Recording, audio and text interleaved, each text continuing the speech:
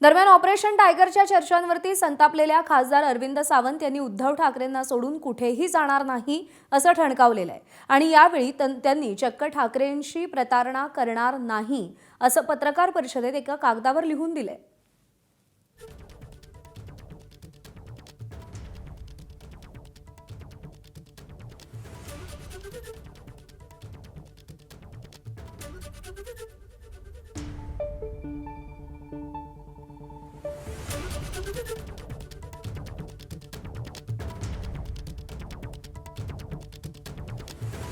हे जे समोर दिसते ना मूर्ती म्हणूया पाहिजे तर दगडांच्या मूर्त्या केल्या ना किंवा मातीच्या घडवल्या, आईने जन्म दिला, ती मूर्ती वंदनीय हिंदू हृदय सम्राट शिवसेना प्रमुख बाळासाहेबांनी ठाकरेंनी घडवलेली आहे, लक्षात ठेवा। आमदार केलं मोठ्या साहेबांनी, खासदार केलं उद्धव साहेबांनी।